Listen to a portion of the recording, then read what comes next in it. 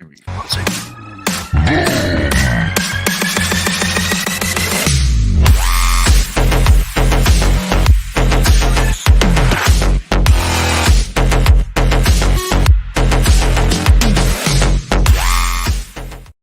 Hello and good afternoon, good morning, and in some places, good evening. Especially, I think if you're in Australia, it's good evening. How the heck is everyone on this Friday morning? I think it's actually Saturday already in Australia.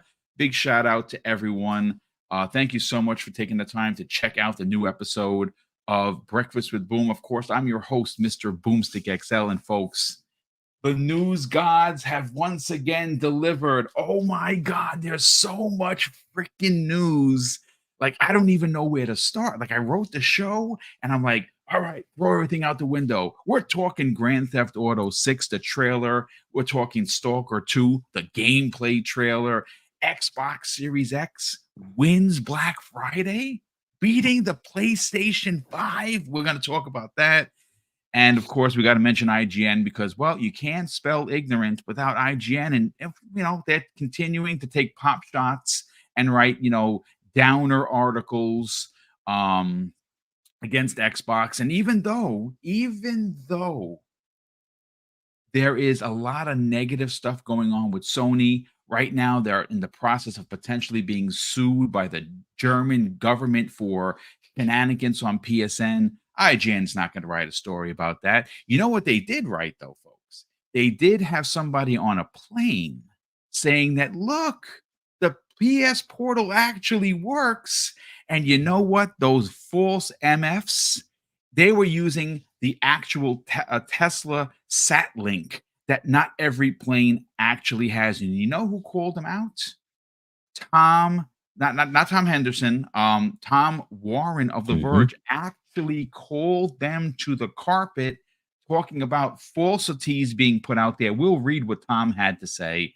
And, well, that's probably going to do it for the 2 hours that we're going to be here. But, ladies and gentlemen, we are 24 days away from Christmas. We are 22 days away from the $1,500 giveaway. Mrs. Boom and I have settled in on the Friday of December, which is the 23rd. It's going to be right before Christmas. We originally wanted to do it a week before, but we thought that it would be more fitting, more exciting to do it a few days before Christmas, getting kind of close. So if you win, your $100 gift card, your digital gift card, you can still, of course, give that to somebody, a loved one, buy somebody a game, one of your friends, one of your cousins, whatever. So it's still going to be enough time for you to go and spend your winnings. And again, those winnings are $1,500 worth of prizes, 10 $100 gift cards, and 2 grand prizes. 2 people. 2 of the 12 winners are walking away with a $250 gift card to your platform of choice. And, well, you know what? We can't do that without you. Okay, and yes, I know I've heard a lot of real positive things about the contest, but the truth of the matter is that I'm a retired guy. My pension is amazing, but it has a ceiling, and the only way that we're able to do these monster giveaways, and this is by far the largest amount of money we have ever given away at any one time in 6 years of doing YouTube. We're able to kind of tuck away. We have the underneath the mattress, and we kind of tuck the YouTube monies away in the forms of super chats and channel memberships, and then we kind of put it back into the channel, which is something we really enjoy doing. But let's get into the introductions, and we have a special guest who I didn't freaking know was going to be here. Here he is. I don't want to say, I was going to say the second best bald head, but I think I'm going to call him as potentially a tie for best bald head in the business. Silent Cypher, what's up, brother? Good morning, Boom. Thanks for having me. And let's be honest, right? Like, my head looks like a bag of potatoes. Like, it does not stand up to my brother right down there. Unfortunately, I did not get the looks in life, so that's where I have to come with being funny, right? Okay, all right. Well, you're funny and you are a handsome man, so don't sell yourself short. There you go. But thank you for having me. Yeah, My schedule just changed at work a little while ago when I got into a new job, and so now I'll be on this Friday off moving forward. Oh, So nice. I'll be around whenever you need me. Listen, brother, I you're I part. can You're warm a part seat. of Breakfast at Boom. You are part of the family. There, you have. I've given you the key to the front door. Every time there's a link, if you want to join, there's no asking. You just show up. That's what family does. So You're an go official ahead, brother. panel member. Damn it. Yeah, there you go. So if you want to be here, you can be here as much as you want, and we're happy to have you because obviously we have a lot of topics to get into. And Dave, good morning, kind sir. How the heck are you? Welcome back. Thanks, man. I'm doing really good. World premiere. Oh, wait, Yeah, no more those are world done. premieres apparently. Yeah. Oh, poor Jeff. Yeah. Poor Jeff. Okay, Poor Jeff. whatever. I'm here, Bowman. I'm ready to go. Let's get into. We got so many good topics, and just when ponies were all beating the quote unquote dead horse yesterday to death, talking about I can hardly wait for all these third party games coming from Xbox. No. Oh, who had the best Black Friday sales? We're gonna get into it. Yeah, the whole third party thing is such a sad attempt. I'm going to say this. I don't know who specifically said it because the minute I saw that I just turned off social media because it's just dumb. And I'm going to say this. If you were one of these rebel rousers, these hooved hooligans as they're known, you actually should probably be ashamed of yourselves for a couple of reasons. First, no one spends 80 plus billion dollars in 3 years to go third party. I mean, can we just put some logistics to the conversation? And secondly, and this is where the embarrassing part comes. Didn't you folks say that Xbox games are trash? So why in good God's name would you want it on your PlayStation? See, this is what I don't understand. You're talking out both sides of your neck, and you probably should just zip those things up before you bleed out. So don't do it. Fuzzy Belvedere, who has been making the rounds, and shout out to Mav. My God, that guy did another Mav cast last night, and I swear that guy's voice is just it's mesmerizing because when he does them, I'm like this. I'm listening. Like I love when Mav when he goes off. He curses a lot, which is funny because I normally don't curse, but he's actually funny. How you feeling, Fuzzy Belvedere? Welcome. Well, thanks for having me. I'm feeling great and some great topics to get into. Like you said, the whole third party thing, the PS Portal, they're still trying to make that a viable or favorable item, I guess. I don't know, but and then we got some surprises at the TGAs next week, and Grand Theft Auto. I mean, yeah, the news just keeps rolling in. But Been it's gonna be a good show ridiculous. Yeah, it has. So first of all, let me see. Let me find who sent me the tweet because I love giving credit where credit is due. Hold on just a second. Oh, for the love of Joe, where is it? Actually, I got a lot of DMs, but I want to shout out a couple of people. First of all, Kale Walker, Jacob Novick, who's in the chat right now. Jacob, welcome back, brother. They had sent me Rockstar's tweet. So let's open up with that, folks. And look, there are a couple of ways that you can look at this. I don't want to get too slanderous. I am going to say that this announcement from Rockstar Games. Now, this came the way of 9 a.m. I would imagine Eastern. Yeah, so 9 because we're obviously here in the East Coast. So just let me paint the picture for you folks. Okay, Grand Theft Auto 6 is going to be a big game. I don't think it's a surprise. It's probably going to win Game of the Year. It's probably going to make $100 million in its first day. It's probably going to break every potential sales record in the history of recorded gaming. And what we have in front of me, or what we have in front of us, I should say, is Rockstar Games at 9 a.m., December 1st, 2023, has put out a single, not a trailer, a single image where it shows South Beach, and it's probably Vice City, which is amazing. And it simply says trailer 1, Tuesday, December 5th, 9 a.m. Eastern Standard Time. Now, I am looking at the numbers here, folks. Okay. So let's talk numbers. You think this is going to be big? You think it's going to be uh, bombastic, is one of my favorite words to use because it really does just explode on the scene. Right now, currently, there have been, and this is 1 hour and 12 minutes past its tweet. So let's look at the numbers, folks. It has 33,000 responses. It has 200,000 retweets, 575,000 likes.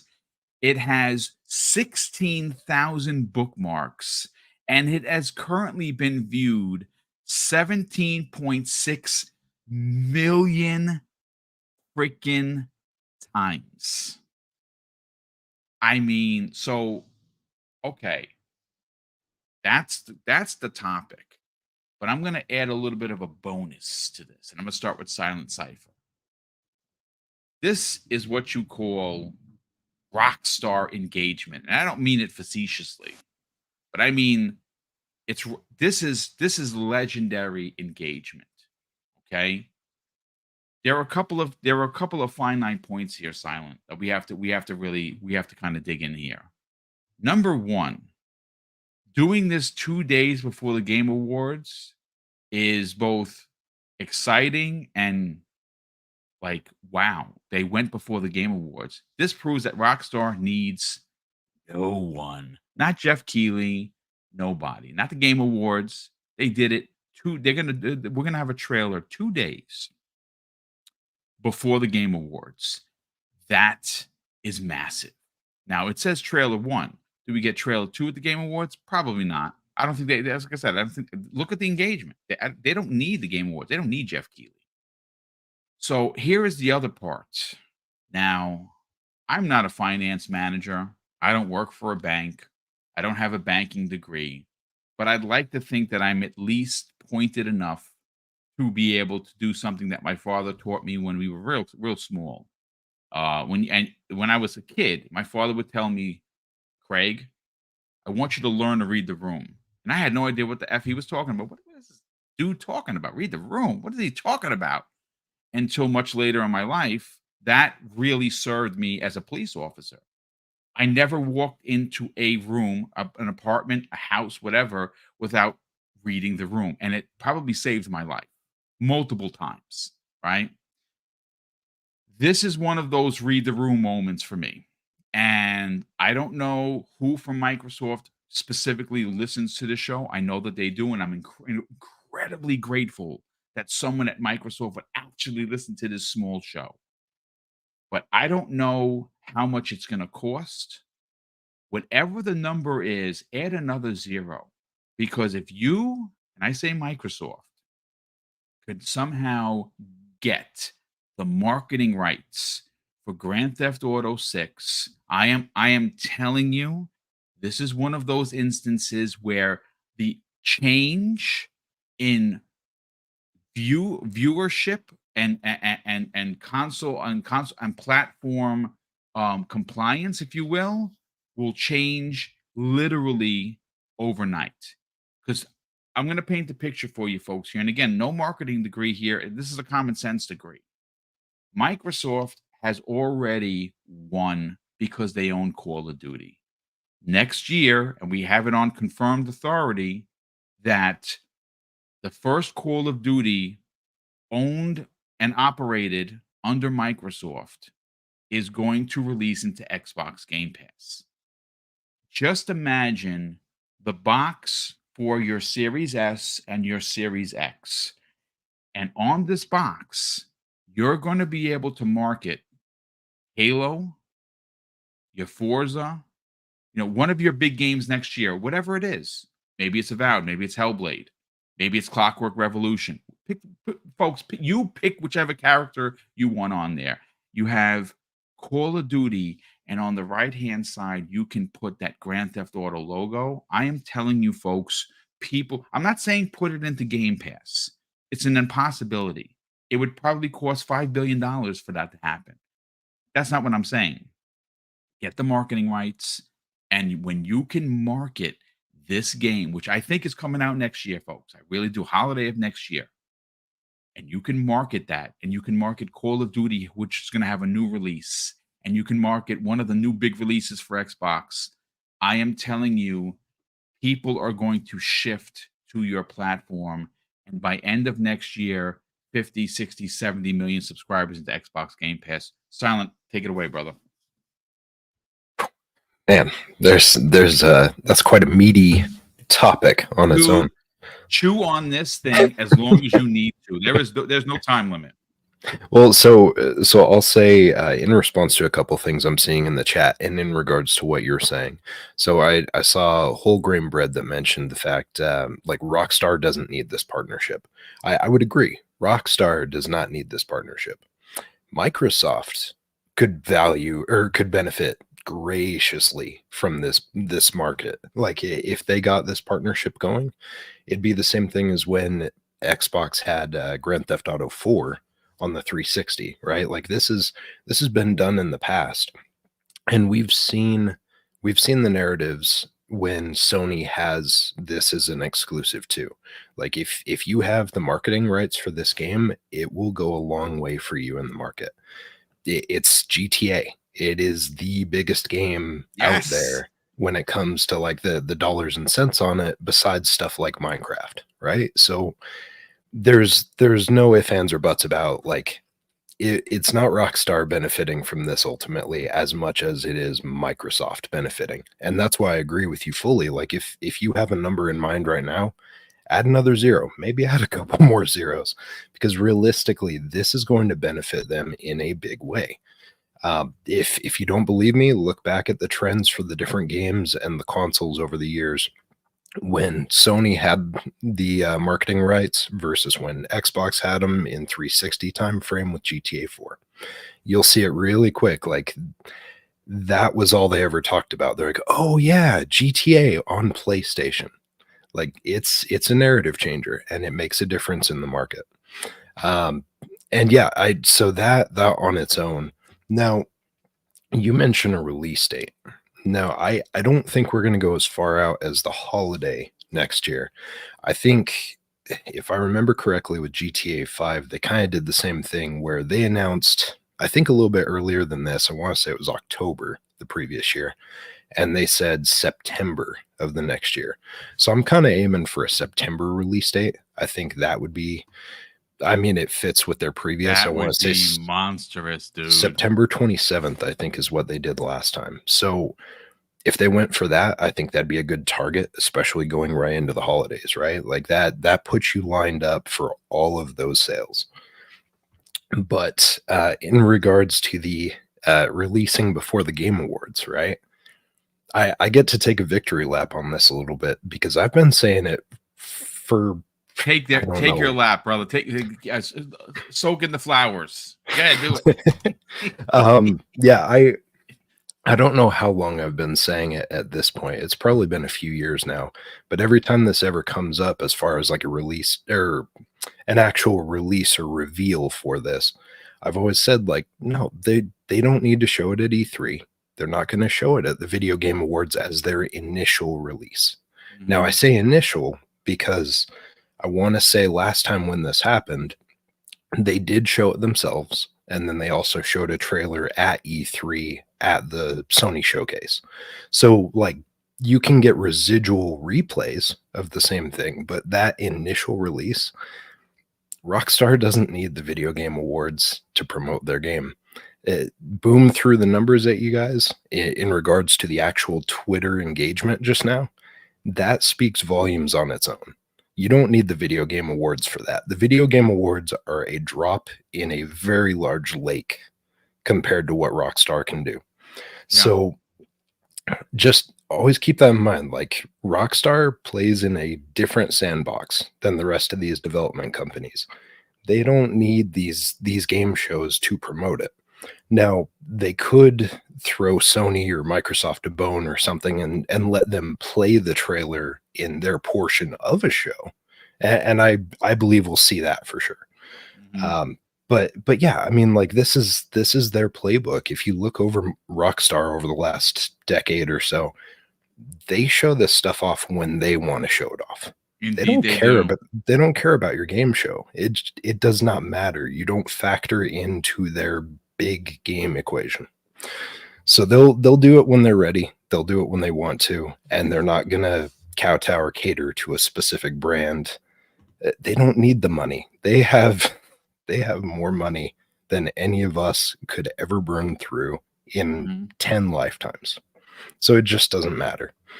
But yeah, I did not expect to wake up to this, and I am quite thrilled because honestly, like, I kept wondering when we were going to see stuff, and then we got the heads up a couple weeks ago, I think it was, where they're like, hey, we've got a trailer coming in December.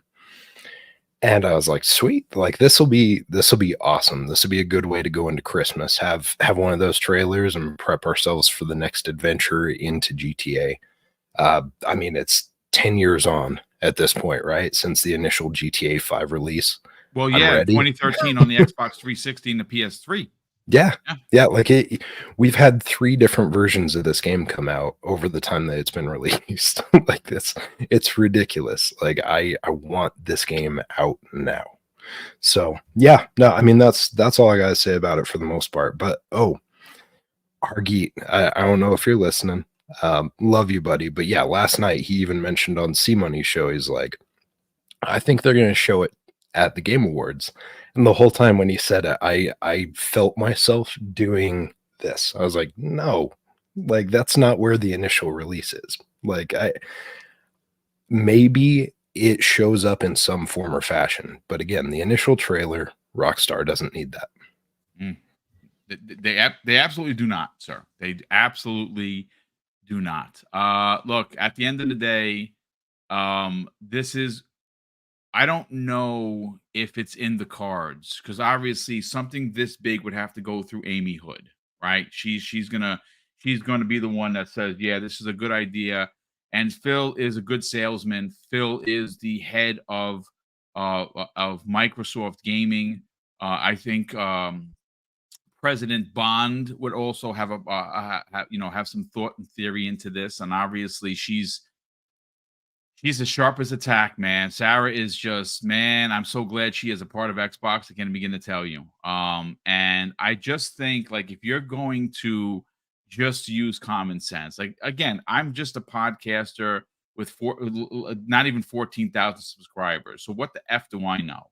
But I can tell you that if you had any doubt, and I'm going to refresh it just for shits and giggles. Let me just refresh their tweet and tell you exactly where it is now. Okay, well, you know what? Let's talk some more numbers, Dave. So a few minutes ago, I started this conversation, and obviously Silent Cypher has done an amazing job. And so the tweet at 9 a.m. Eastern Standard Time, it is now 1 hour and 25 minutes past the initial tweet. Well, they're at 21.3 million views. When we started this conversation, I don't know, 10 minutes ago, it was at 18.7. And right now they are closing in on 650,000 likes, over 220,000 retweets, 18,000 bookmarks, and now 35,000 comments and responses.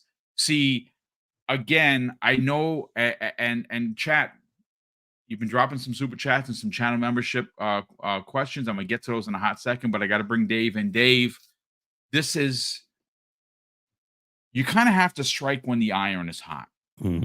Xbox right now, regardless of what the stupid IGNs and all the other morons out there that are trying to dump on this brand, no matter how well that they do, cannot stop this woken giant. You folks, and I mean the anti-Xbox community, the PlayStation hooligans, the gaming media, you kept poking, you kept prodding, you kept throwing the stones, and now the beast is awake.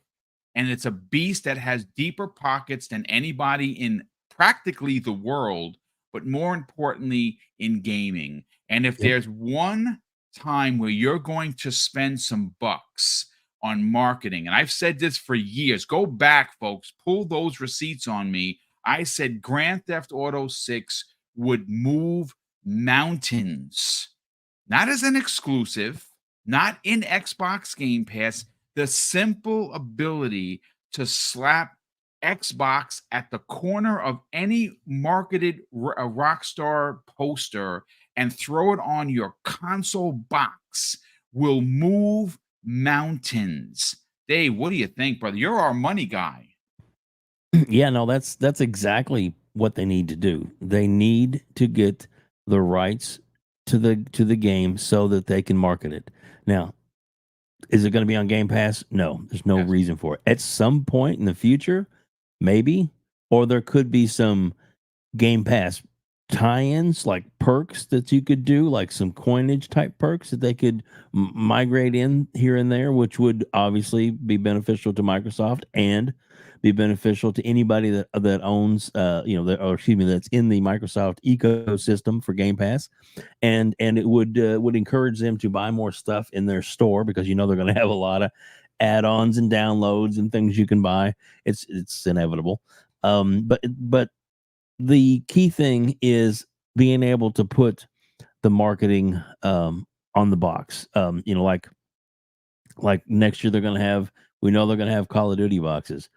They have a Call of Duty box, and then maybe have a Grand Theft Auto box, or at least in the marketing on the box, be able to display a big thing of Grand Theft Auto on Dude. Xbox and Call of Duty on Xbox and Halo and Forza and Gears and all these other great franchises that are going to be on there, and hopefully maybe even some other surprises that we're going to get at the show, which are going to be inevitable Big. that we're going to get some Epic. big ones. Yeah.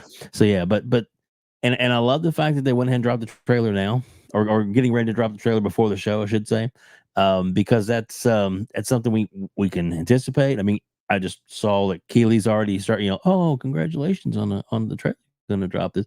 He's probably beating his head against the wall, thinking, why could they wait and drop it on our show?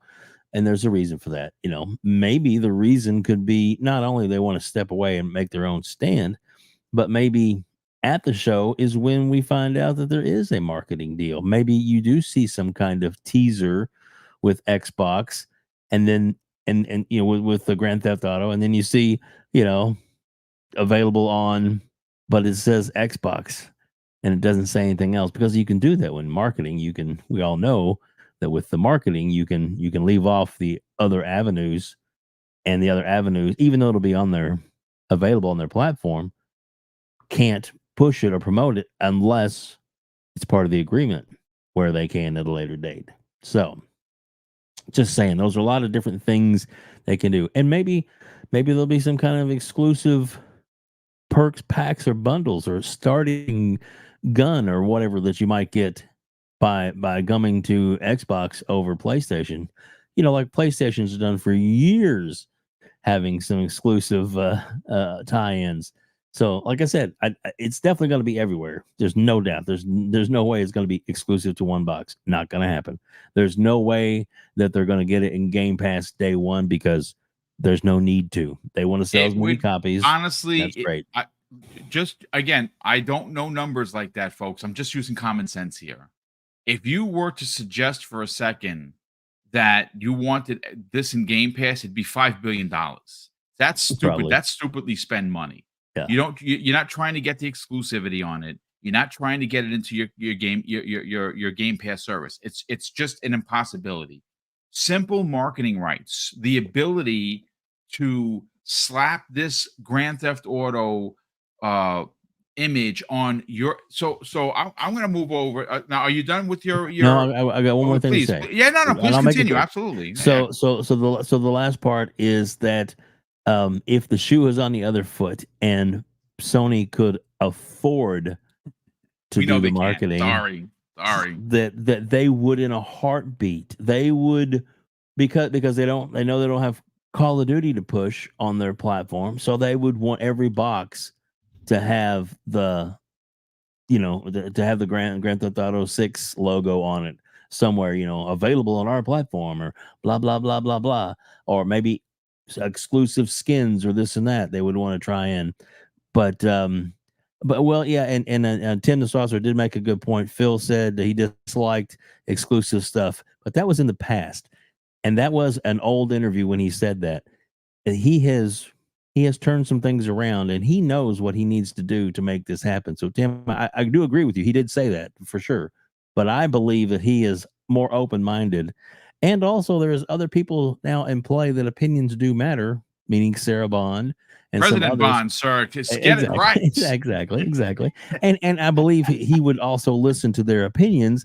And what was the one quote that the one I can't think of his name, was it Matt Booty, that said that he wants to spend PlayStation out of business. That was Peaches, aka Peaches, Matt yeah. Booty. Wants to spend PlayStation out of business, and that was a quote that came up at the trial. But I guarantee you that's still in his heart and still something that he would love to do. And shout out to you, Jared Mack. So anyway, but that's all I got, man. No, it's good stuff, man. Good stuff. Listen, at the end of the day, there is a reason why Sarah Bond is the president of Xbox. Obviously, she works closely with Phil. She works closely with Matt. They work closely with Aaron. Obviously, Aaron is still a big part of what they do. And at the end of look, I'll say this. If you want to see the real Sarah Bond, look how she handled herself on the stand during the FTC trial.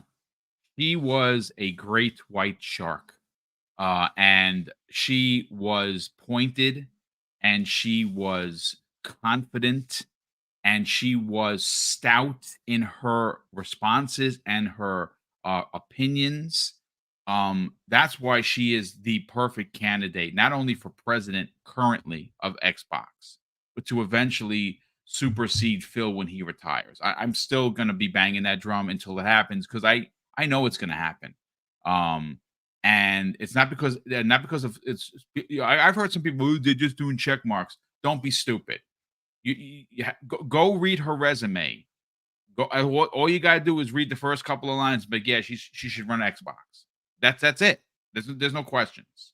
So with that said, Fuzzy Belvedere, let's bring you in. But before we do, shout out to the 550 people here this morning. Big thank you for being here. Let me catch up on the channel member chat, and of course super chats.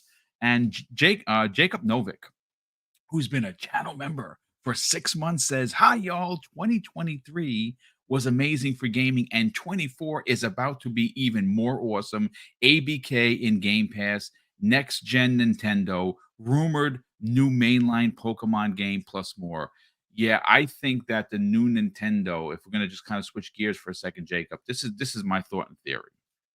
I think that not only do we get the new Nintendo in March of next year, I think it's going to launch with two very specific games. One, you just mentioned. I think you get a new Pokemon to launch with this thing. I would rather it be an Animal Crossing, personally, for me and Mrs. Boom, because we play every day, and I love it. But the other thing that's going to launch with it is a new 3D Mario that they've been working on for years. That's going to be a successor to Mario 64 in some way or fashion. Again, I have no inside, information. It's just my gut feeling. We have said B Martin 001 drops an outstanding $1 super chat and says, "Sup, Boom and panel. Let's have a great show as always, brother." That's very kind of you, and thank you for the generosity. We have Quan the Terrible and Sherman Jacobs, who, first of all, Quan the Terrible is a new channel member. Brother, that is awesome of you. Thank you. And shout out to Sherman Jacobs, who is a good friend, and he has been a channel member for 1 month. So, Sherman, thank you, brother, for the generosity. We also have Michael Mooney, generous friend of the program, drops an outstanding £5 super chat and says, would Xbox be ballsy enough to ship Hellblade Clockwork Revolution, South of Midnight, and Stalker 2 before May? And the answer is yep. They absolutely would be ballsy, and they could actually do it. Would they though? And do they have to? I'm okay with one every 3 months. I mean, and I think that those 3 games are launching. We talked about it on XVlog Live, and we also had not only Mav, Cowboy Mav as he's known, but we also had our very good friend 3-Bit, who's a developer, and his opinion was, for the most part, when a game is brought to the reviews board, that game is done. And we also, I mean, again, just common sense here, folks. Just do the deducting yourself. South of Midnight has been worked on for over 5 years. Clockwork Revolution is one of the reasons, and again, this is a rumor. This is what I heard behind the scenes, that when before NXIL was announced as an acquisition, they showed this game to Phil. And that of course is Clockwork Revolution, and that's when he was like, boom, yeah, we got to get the studio. They've been working on that game for years. That game showed real well in June. That was actual gameplay. That game looks done. And of course, you can Hellblade 2, that was rated also, and it's been rated 18 in the in Australia. That means there's probably going to be a lot of fighting and a lot of violence, and maybe we get that gameplay combat trailer we've all been asking for, maybe on the 7th of December. We'll see. Jacob Novik drops not one but $2 super chats. And the first one, he says, "You got me thinking, Boom. Idea. Xbox buys Take-Two plus those GTA tweet numbers." I mean, I don't know. They barely got past ABK. Take-Two. Oh my God. You know what? Everyone would have a complete conniption. I don't know if they could do it, but it's an interesting theory. Our very good friend, Mr. Joanna Dark, drops a very generous $5 super chat and says, "Who's excited for the Code Veronica remake?" Well, that would be me. But you know who's not? Why can't I think of his name? Oh my God. I'm drawing the guy, the host of the Chatter Days. Oh, Miles Dumpier. Thank you, Miles. My apologies, kind sir. I had a Oh. brain fart live on the air. Miles, I love you. I really, truly do love you. But you're wrong about Code Veronica, and now No, you're he's gonna have not. to play it. No, he's not. Silent Cipher. What has two thumbs and hopes that game never gets remade just so Mr. Dark sits in the corner suffering? No, This guy. No, Yeah, this is I'm sorry. outrageous. He joined the panel and he got fired the same That day. was the shortest tenure in history. Even It was mod. not good. Oh my I'm God, sorry. that's Like, good stuff. yeah, if Oh. they ever do it, I just hope that they remove the tank controls completely, because Oh no, they will. tank It's controls. going to be they're probably going to Do it like 2, revamp right? it, like potentially like Yeah. 2. And if that's the case, I mean, come on, you got to admit No. that opening with Claire, and she drops the gun and she catches it, and I mean, I watched that about 100 times. Like, that game was dope. I don't know. Listen, not for everyone, apparently. Silent Cipher, hanging out with the Miles Dompierres of the world. Okay, you guys do your thing. Shout out to Robert Young, who's become a channel member. Robert, that's very kind of you, kind sir. We definitely appreciate the generosity here. So, Fuzzy, let's bring you in on the conversation, because there's a lot to be had here. At the crux of this conversation, we're getting a Grand Theft Auto trailer 1 on Tuesday, which is dope. Obviously, there's going to be we're going to be covering that on Tuesday's Xbox Factor podcast, which is going to be amazing. But what are your thoughts on just looking at the numbers, the sheer numbers of this particular one tweet? It's just a still image. That's all it is. And could you imagine the viewage that this trailer is gonna get onto? It's gonna effing break the internet, dude. What are your thoughts? well, it's already at 25 million plus views, 700. I was gonna go check it again. So there you go. I love So it. it's like it keeps going up. I think this thing pretty much reaches somewhere around 50 million views before this weekend's up. and it probably winds up getting like a 1.2 million likes or something. But it's amazing considering, you know, this game. You just they only have to make a tweet. They didn't like Cypher said. They don't need the Game Awards. They never needed anything as far as like another, you know, avenue to show their game. They've Right. always been able to stand on their own and break the internet per se, as far as whenever they go ahead and, you know, make an announcement or anything. But yeah, great to finally hear something from them. I knew that they had made mention earlier about a December video or trailer coming out not too long ago, and you know, it's great that they, you know, said something December 1st and prepare everybody for next week. But yeah, next week is going to be a pretty interesting week as far as you know, the announcement and the trailer and all that, and it might actually drown out anything that's of relevance over at the Game Awards, unfortunately. But we'll see, because I know Xbox is going to do some stuff at the Game Awards, and you know, Sarah Bond has been, you know, showing like the 360 logo. So I'm wondering if we wind up getting a lot of the back and pat that they talked about, Oh, or at dude, least a rough date of when we'll start getting those back and pats and Game Pass and things like that. So that should be pretty cool. But yeah, this is awesome news to start off the weekend, and there's probably going to be like 100,000 videos made on YouTube with you know, predictions of when the game comes out, and you know, details of like people analyzing the palm trees in the picture and stuff like that. I mean, there's already been people saying, oh yeah, well, I guess they're going to have like you know, some sort of like um wallpaper and all this stuff for phones and you know, I guess desktops and console backgrounds and things like that. But we'll see how that goes. But yeah, Rockstar, their name says it all basically.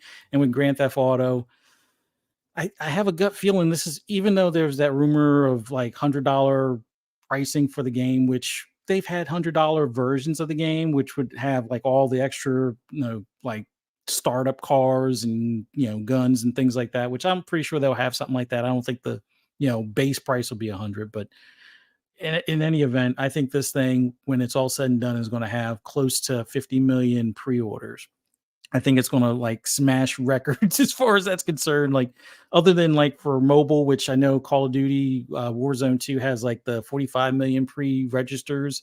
But overall, I think this will be like the first game to get 50 million in pre-orders alone, or something to that effect, and just break records from there on out. Although I'm still a little skeptical that this is going to be as engaging of a story as 5 was, only because what's his name, Dan Houser left. But you know, I know they have talented writers there beyond Dan Houser, but I still think this game might be kind of like Grand Theft Auto Online Part 2 with a little bit of the newer, you know, add-on content and side mission kind of feel. But we'll see. I'm pretty sure they'll go into details in at least that first trailer on what we can probably expect, or at least for the main game. But still excited, looking forward to it. Hopefully this thing comes out next year. And you remember how everybody was talking about, oh, games moving out of the way of like Starfield, moving out of the way of Spider-Man or whatever. Yeah, there's going to be a lot of games moving out of the way of this game.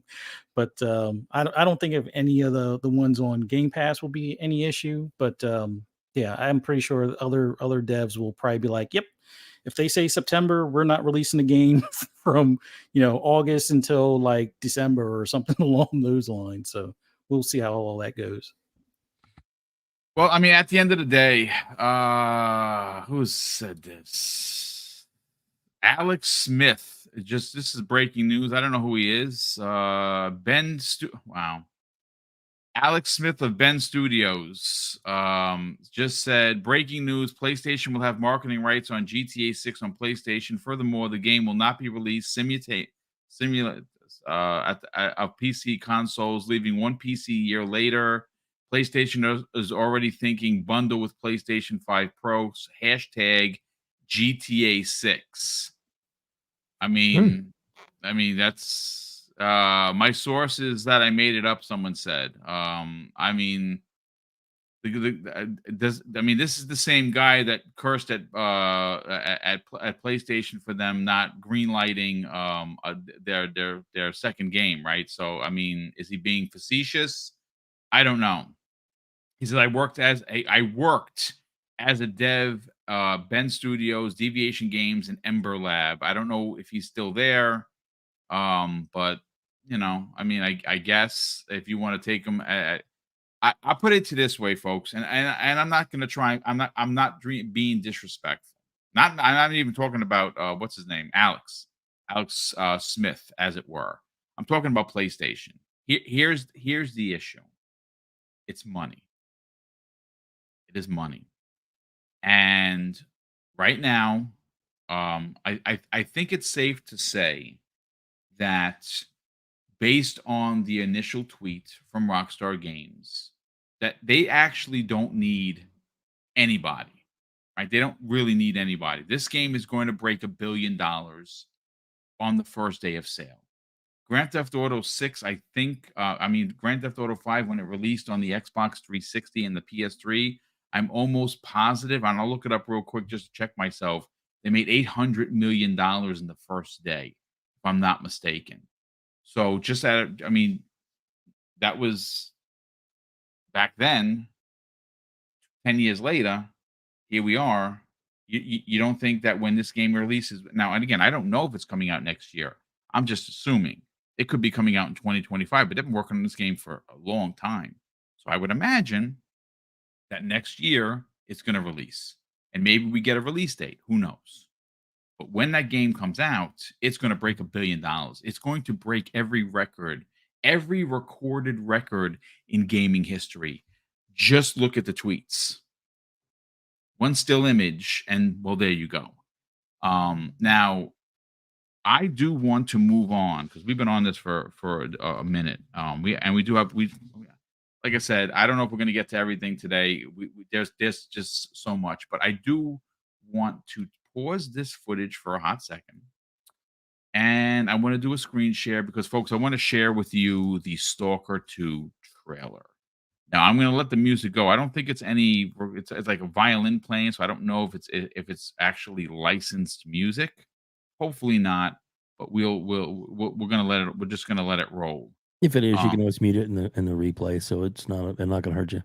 Okay, that's fine. Then I would mute it in the replay. Okay, that's fine. So let me just do a screen share. And I want to bring this up because this trailer was impressive, folks. Now this is from the Xbox YouTube channel. So let me just and you can make it full size too. I'm going to do that right now. Yes, full size, and we're going to play this out. And here you go, folks. Check it out.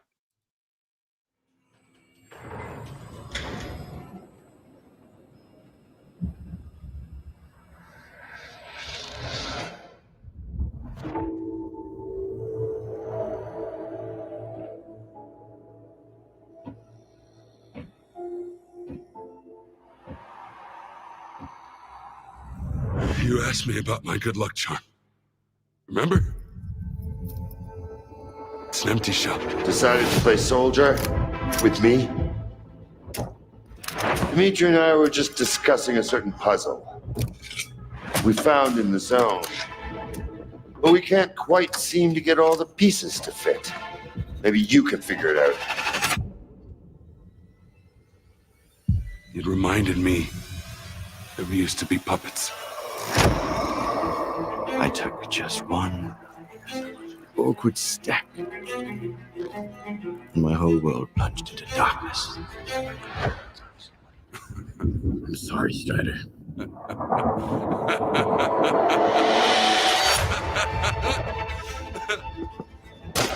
That was the day the psi fields were turned off. Suddenly, the voice of Monolith was gone. I felt as if I was awakening from a years-long coma. And through the scope, I saw the body of an unknown soldier fall. We had a simple choice. Sit back and just wait for another super emission, or take a chance and get control of the anomalous energy. Only I didn't choose that path. unlike you.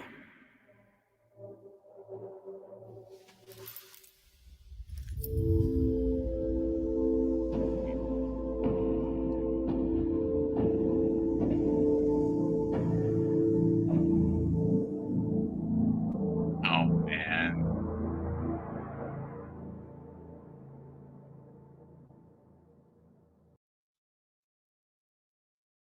Well, there you go, folks. There is the trailer for Stalker 2, which, by the way, is releasing in the first quarter of 24. It is currently an Xbox Series X and PC exclusive. If I am kind of taking a stab at this, this is probably going to remain an exclusive. It was originally going to be a timed exclusive, from what we understand. But obviously, we have learned that Microsoft has been helping the studio fund the game. I would imagine that at some point and again, I'm completely speculating here, folks. I have no authority on this whatsoever, so take it with a grain of salt. This game is a gazillion times better than its original trailer by leaps and bounds. And you have to understand something. I think why this is amazing, why we have to continue to sell this game for the company, which, by the way, if you forgot, I didn't forget. Because this game was postponed until 2024, now we have an idea.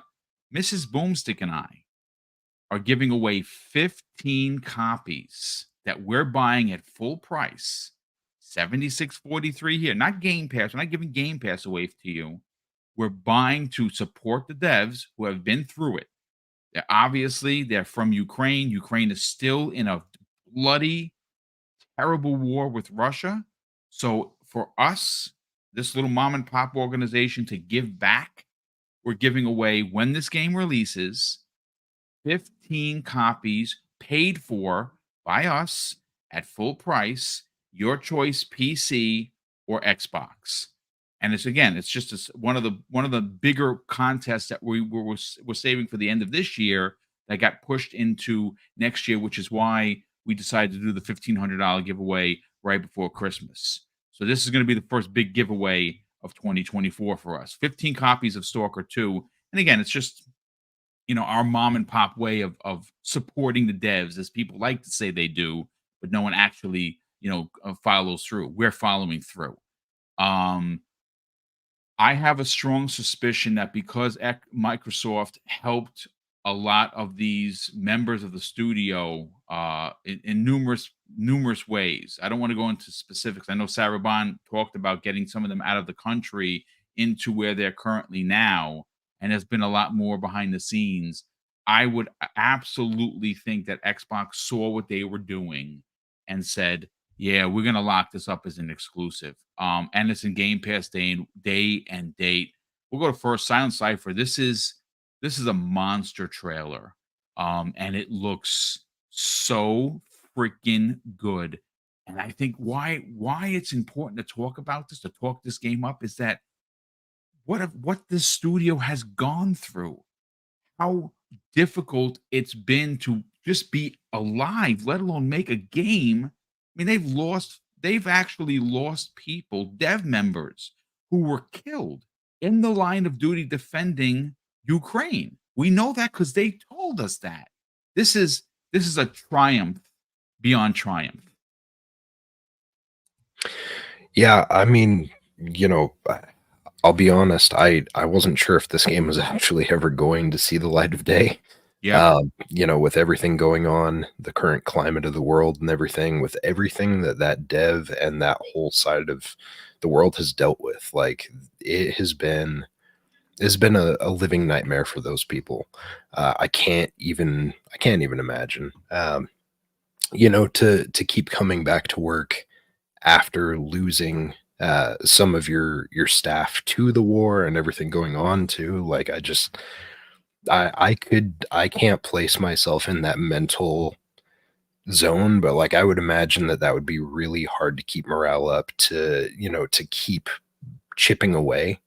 So hats off to those guys. The fact that they're actually getting this thing out, and thank goodness that we haven't seen more people in the team die, because we've seen plenty of people that have. And so I'm glad to see that this is coming out. From that trailer that we just saw, it looks really, really good. I know there was some talk a little while ago when people got their hands on it or got to see it a little bit during, I think it was like the or like the game show time frame. They were mentioning that it didn't look Gamescom, I think. super. What's that? Gamescom, I think. Yeah, Gamescom. People were kind of mentioning that it didn't look super great in some of the areas, or it was kind of slow. I mean, maybe that's still there, but like as far as the trailers that they're bringing out for it so far, it is looking really good. I mean, we'll see how things go at the end of the day, but the narrative and kind of the story that they're starting to play out, I get, I don't know about you guys, but I get Fear vibes, like from Fear 1. I almost get, Dude, like, it vibe really when they're does. talking. Yes. It just, I don't know, like obviously they're different games, but just the way that they were kind of like intertwining that story narrative, it just sounded very Fear-esque. I'm really excited to get my hands on this when it comes out. I don't know about the exclusivity thing. Like I kind of don't want that to be the case, right? Because like honestly, I think I mean unless Microsoft is throwing a massive bag at them to make this happen, Which is like a possibility, which is actually a possibility, dude. yeah, I want to make sure whatever ends up happening, like I want the devs to be well supported through this process and through supporting the game moving forward. Because again, like they've been through literal hell on earth, and I want to see them make their money back, and you know, tenfold or whatever. So I just hope whatever happens, like be it an exclusive or if it is multi-plat, like I just want them to have a hit on their hands and be able to survive after all this, because they've been through a lot.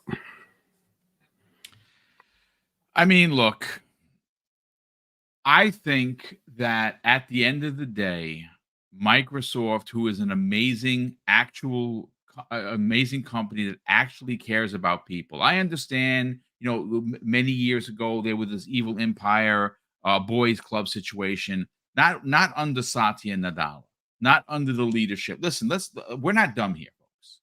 Okay, I'm not capping for a $1 trillion company. They don't need me to do that. But you just have to again, one of those read the room instances. Look what they're doing for the world.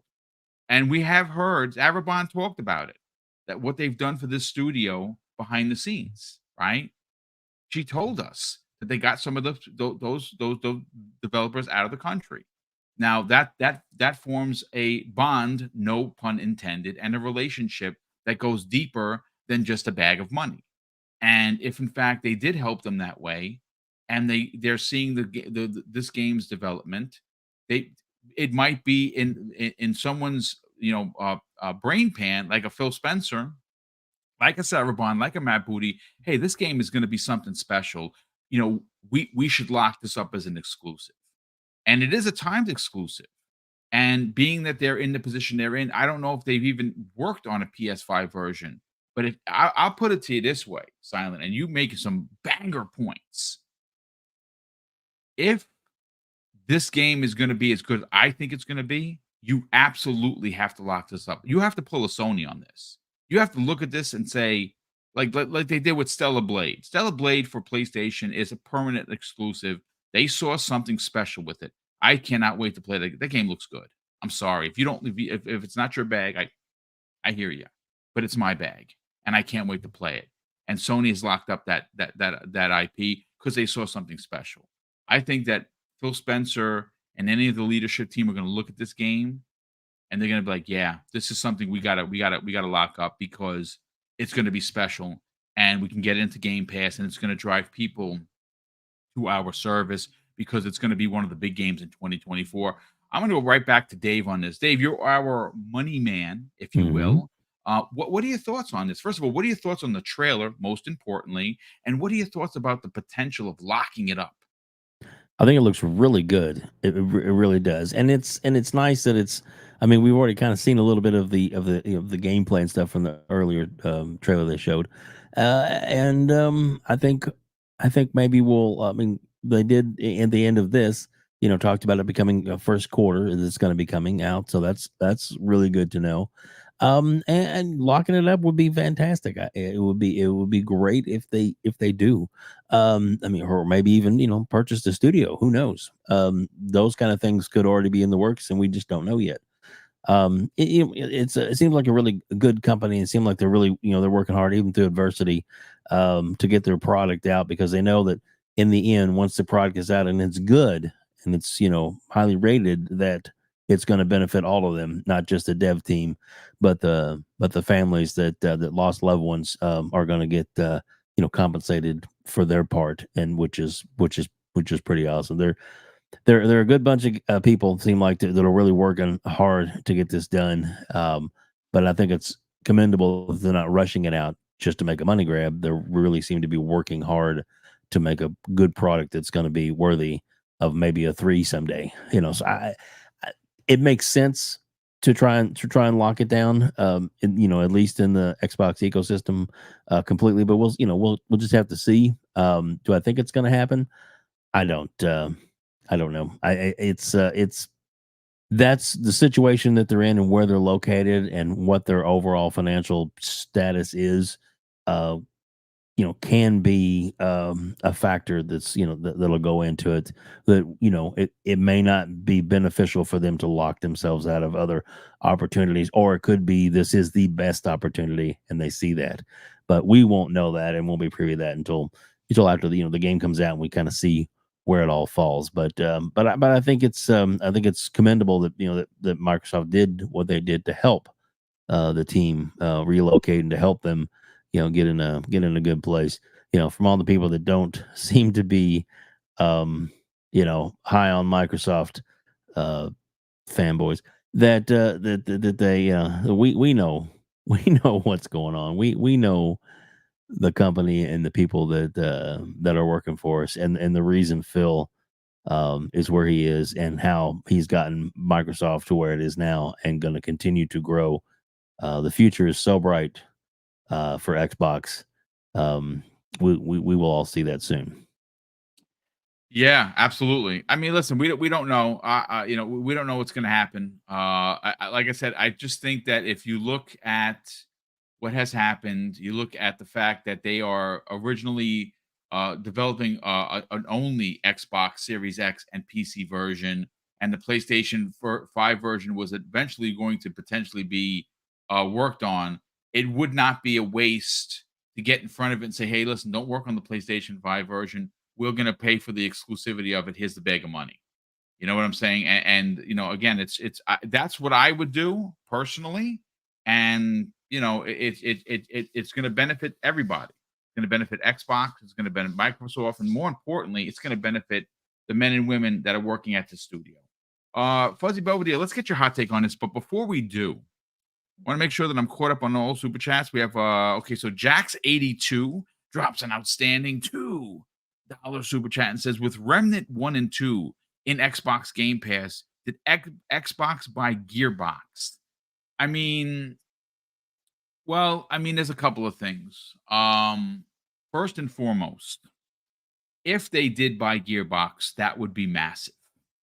I don't know if it would fall under the threshold of not being reported, because there's that $100 million. Then we have to go to the regulators, let them know that we made this purchase. Not that it would stop them, but they would have to report it. I don't know if they do anything, substantial like that, like this fresh with ABK just being done. I think if Crystal Dynamics and Eidos join, which I think they're going to, any studio pickups from Embracer, which I think there's going to be quite a few of them, that's probably not going to come until sometime in mid 2024. I'm thinking potentially, and they get some deals done and they make announcements at E3. You know what I'm saying? That's just kind of like what Phil did when he announced that they purchased those 5 studios and they had the creation of the initiative in E3 2018. That's when I'm thinking, there's been enough time has passed since ABK, and no one's going to look at them with a crooked eye.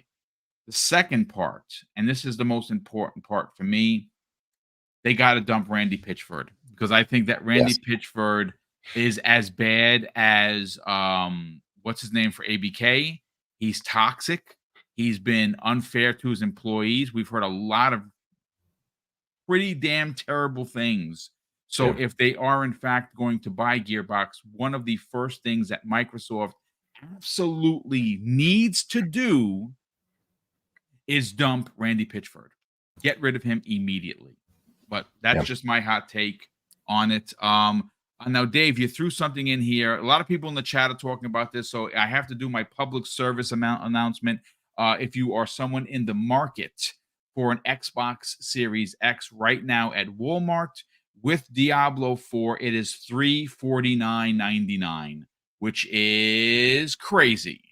If you have the money, you have the spare cash, go out there and get the Series X for $349.99 at Walmart. I believe, I don't know if you can pick it up or it's delivery only, but looks like it's both, depending on where you're at. And also, they do work with Affirm, which is a pay-as-you-go type company that if you qualify, you can get it as low for that price for $23 a month with 0% annual percentage rate.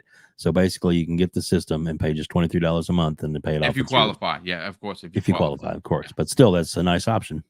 It absolutely is. It absolutely is. So $349.99 for the Series X, which is with Diablo 4, which is bonkers. But yeah, there is that. All right. So Fuzzy Belly, let's get your hot take on this, kind sir. Thoughts on the trailer, and do you think it's in the best interest of Xbox to? I mean, because we saw that you saw what I saw. That game is going to be something special. I think that when you have a stout lineup and you can add another exclusive to the to what they're releasing in 2024, I think you got to take that advantage, man. Yeah, I would love to see Xbox, make sure that it's a platform exclusive between them or between console and PC. But I don't think they necessarily need to, because the logistics of things, like worst case scenario, like originally before everything, before S hit the fan kind of thing out there, they were saying it was only going to be like, a 30-day, exclusive type of thing. So because stuff changed pretty much a couple of months after, where bombs were dropping and people were getting killed and whatnot, I think a lot of what would have been previously planned went out the window. So if they were working on a previous version, and the fact that Microsoft was kicking additional funding for them to relocate and whatnot, and the fact that a lot of their or a good portion of their dev team went to the middle, or pretty much became their ready reserves for their military out there, I don't think that there's really sufficient time for them to worry about another port. So even if they didn't pay for an exclusive, I can't really see in those type of times, knowing that they had a partner as far as financially helping with the development of that game, that they're going to be that much enthused to hurry up and jump over to the other guys, considering that this is typically a game that would be better suited for PC anyway. So if it were ever to come to PlayStation, I don't think it's going to do the numbers that PlayStation fans think it would. Like we could see how they were capping for, I mean, I know this is a totally different type of game, but we saw how they were capping for Baldur's Gate 3, and that didn't do so hot over there. So I don't think this is the type of game that, the very punishing extraction shooter type of game, which pretty much most of those don't exist on console, with the exception, the closest one, although it's not as punishing by any means, would be The Division at this point. But you don't have a lot of other games like that in the console space. So I don't think they even have to worry about paying for exclusivity, because I don't think that dev team, after everything they've been through and still staying dedicated to get this game through and defend their homeland and whatnot, I don't think that they're worried about porting it to another platform. I think their concern is, is everybody okay? Everybody got through this. They're able to ship a game and recoup some of some funding to put towards, I guess, some of the family members that they may have lost or team members that they lost and whatnot. So that I don't think PlayStation really has a chance on this one. But in the grand scheme of things, that trailer, I mean, all the trailers that they've shown up to this point have been awesome. And that one looks like there's going to be more of that story narrative stuff that a lot of, maybe the other side tends to tout a bit more, as far as that's what the only types of games that they like to play type of deal. But looking forward to this game. I mean, this is hopefully an introduction for more PC level extraction shooters to come to Xbox, but we'll see if Tarkov or any of the games of those sort come to console. But yeah, I'm looking forward to this thing. First quarter next year, we haven't even seen what the dev direct is like, and it's already looking like it's going to be a pretty stout first quarter or first half of 2024, and we haven't even finished 2023 yet. So but yeah, it would be awesome if they did pay for exclusivity, considering the amount of mods and how long the original Stalker has lasted. Like, people still play that pretty much daily now with some of the mods that are out there. So I could see this being one of those ongoing supported games, the mod community, extending its life even further. And, with this being in Game Pass, a lot of people getting that taste of that style of game, and hopefully, shows that there's a market for more of those types of games to come to Xbox. Yeah, it's look, it screams PC for sure. Obviously, that's where that's where its bread and butter is. I just think there's an opportunity here for winners on both sides. I think that they could get a bag of money from Xbox, not having to worry about the sale of the game, right? Like, it's going to sell, but it would be, I think it would be in the studio's best interest to take the bag. And and we have heard from devs that say, yeah, the best thing we ever did was take that bag. Now, they don't go into specific numbers, but they know that there are bonuses on the back end, and it's a bag.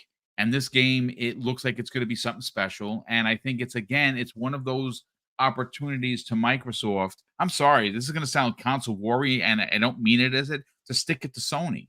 The same way Sony would stick it to Xbox, and they have.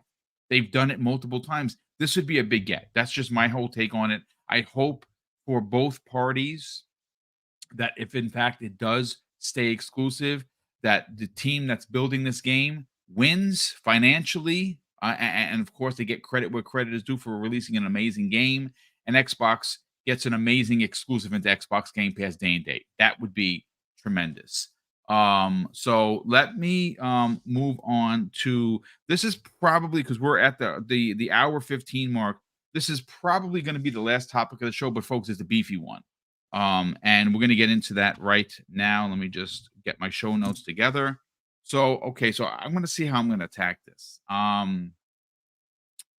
don't know about you folks, right? Like, again, one of the read the room moments. IGN in the last, I don't know, couple of weeks, going back as far, I would even say a couple of months, going back as far as the whole Starfield thing, has been systematically taking it to Xbox whenever they have a chance. By dumb stories, dumb commentary. This is where the Xbox tax was birthed. I think it's an inherent bias. I do. I think the media does have an inherent bias against Xbox. Sorry, folks. It's just what I think. And I'm going to continue to beat that drum. No one's going to tell me otherwise. It's disappointing. Sometimes it's frustrating as a fan to see that this continues. No matter how good Xbox seems to do, in the media's eyes, it's mediocre at best. They half-hearted commentary. They give a compliment by giving you a back slap on the back end of it. And where we saw the rage meter go up was with Destin Legary, who did the video. I don't know if it was last. Yeah, it was last week he did the video. And the video was, there's no Xbox tax. And in that video, like there were some complaints that I personally had about the video. One of which is he was incredibly dismissive that this this tax is no way, shape, or form can exist, specifically at IGN, which is, I'm going to read you the tweets, folks. It's there. All you got to do is just read the room, and you're going to see what I'm talking about. And then it went to DEFCON 5 because he decided he got such negative feedback from his video that he decided that he was going to take it to the streets and go live for 3 hours and do live call-ins. Well, that didn't work out too well for him because he was getting very frustrated, very agitated. He felt like he was being attacked. Some people were obviously took it way further than it needed to be. This is where, obviously the Xbox Factor podcast got a little heated, which I did not like. I'm going to be honest with you. It was, Ponybot or undercover, PlayStation person versus I like Destin.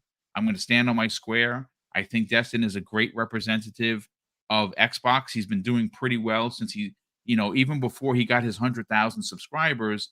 I would still side with Destin. I mean, does he get it wrong? Sure, we all get it wrong. Does his opinion was he dismissive in his video? 1,000%, and he even admitted it. He was very dismissive. The other thing I didn't like, there were two other points of contention that I didn't like. One of which, he kept using the word crazy as a pointed representation of us as fans who think that there is a problem. I didn't like that, and he knows that as well. The other thing that I didn't like is that he commented on Modern Warfare 3 single player, and he didn't play it. That's a problem. You can't do that. You can't go based on what your colleagues are telling you, because your colleagues is where we have a problem. So, okay. If it would have ended there, I think that we all kind of walk away and we kind of let the dust settle, and IGN is going to be what IGN is going to be, right? What? No, it doesn't end there. As a matter of fact, the fire was, instead of extinguished with water, Ryan McCaffrey comes in like the blue blaze, and he dumps a gallon of gasoline onto this fire, and it explodes into a giant flame. And this is what he had to say. This is following this. This is why I don't understand. You obviously don't care about the community when you do these kind of tweets, right? Destin was having a hard time. He put out a video that he believed was true. People kept bringing evidence to him. He kept using old evidence from 2013 and 2014 instead of using what people were actually bringing to the table that have recently happened with IGN. Well, Ryan McCaffrey said this. Well, then, this email I just got from Microsoft would seem to confirm that Xbox will have stuff to show at the Game Awards this year. Now, in my personal opinion, that is where the tweet should have ended. And if you wanted to follow it up, you could have said something to the effect of, Xbox fans, this is what we've been waiting for. I'm so excited. We'll share. We'll watch together at the Game Awards. See you there, right? That would have been like the cool thing to do. But no, that's not what he did. What he did is basically spit in the eye of the community, in my personal opinion, once again. And he says this: glad I won't have to write another column about how baffled and annoyed I am at them not showing up at this event with an emoji sticking out the tongue. Now, some people are like, well, yeah, Boom, he really didn't mean it. You ever heard the term seriously joking? Well, that's what happened here. He was joking, but he was being serious. And then he asks, so what will they show? Now, if you think that I'm the only one that was bothered by this, well, King David basically put out a tweet and said, this is what I mean with the 2023 edition Xbox Tax for Dummies. And of course, Kotaku's on there in the Game Awards, and GameSpot, and of course, IGN sent front and center. And we have learned this because, well, instead of doing an article to talk about how Sony is being potentially sued by the German government for, pretty heinous practices on PlayStation Network or PS Plus, we see a story from IGN, because we need this from you, right? The IGN that we all need and love, right? They did a full-on page where they had to tell us, folks, in big caps, Microsoft stopped sharing console numbers because it cares more about content services. But we kind of knew that already since, I don't know, 2013, 2014. And the story goes on to say, because I won't click it, IGN, according to Xbox's chief financial officer, Microsoft stopped announcing its console sales as an early pivot to focus more on content services like Game Pass. Well, thanks a lot for that. What would we do without you? I mean, Rhodes Scholar #1. Wow! Congrats! There you go. There you go. So just keeping on with the capping for PlayStation, no matter what they do bad and how bad a product is. IGN, or one of their journalists, took a picture of him playing Spider-Man on the PlayStation Portal, right? And like I said, if this is not enough evidence for you that they're trying to move the line in the direction of PlayStation and they're not capping for him, listen, I'm going to give up, because I'm not going to try and sell you on what I believe. So this journalist someone's taking a picture of him playing Spider-Man on his PlayStation Portal, and he goes on to say, yes, and I quote, "The dream is real." Well, turns out, folks, that Tom Warren of The Verge actually called IGN to the carpet, as he should have. And he simply said in a tweet this is super misleading. This JSX plane uses Starlink Wi-Fi, which isn't what most commercial airlines use. Given how terrible most satellite plane Wi-Fi is, there is no way the PlayStation Portal will work on most flights. Starlink Wi-Fi proves it's possible, though. And of course, that is Tesla. That is Tesla tech. So it's you see what I'm getting at, folks?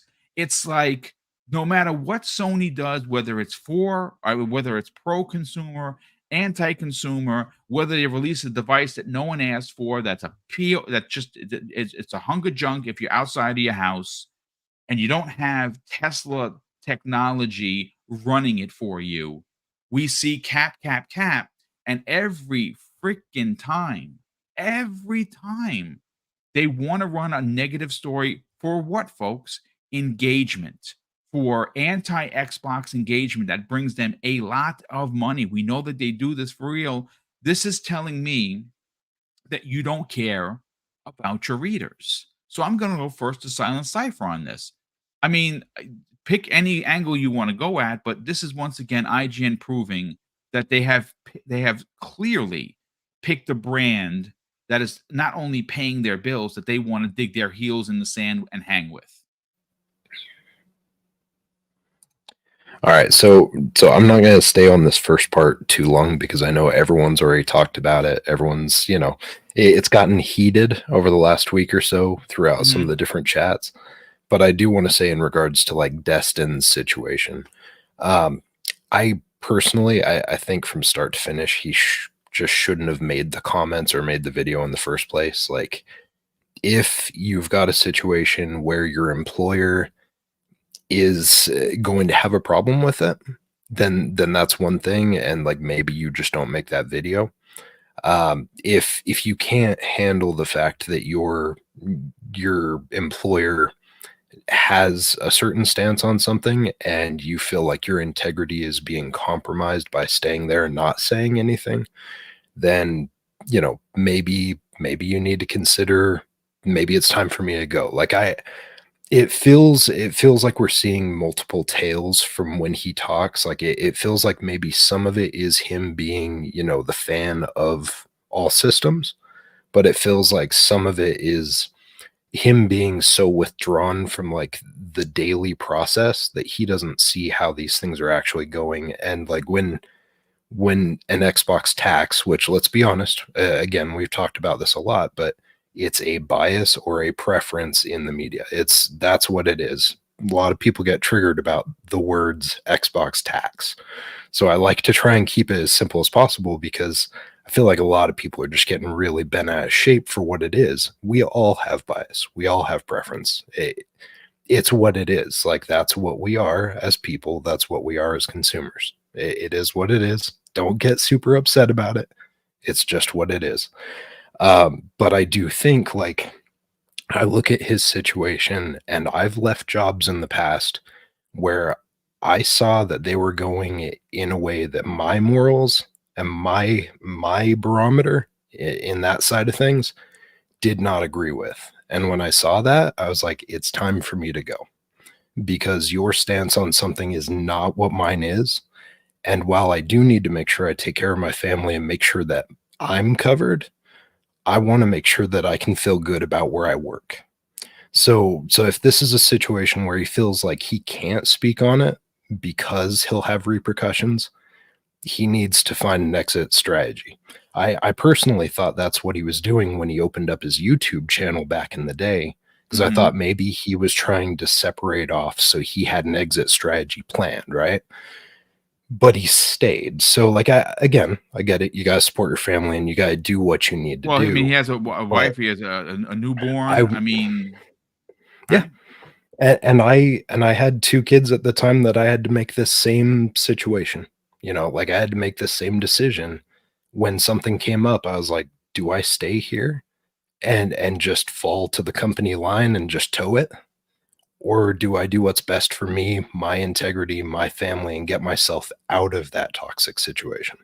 So obviously we don't know his exact situation, but from looking at it from, like, outside the window, it feels like, you know, if that's the case, he needs to get out. And if it's not, then that's fine, but maybe don't make those videos. Because we know it's for engagement. That's fine, is what it is.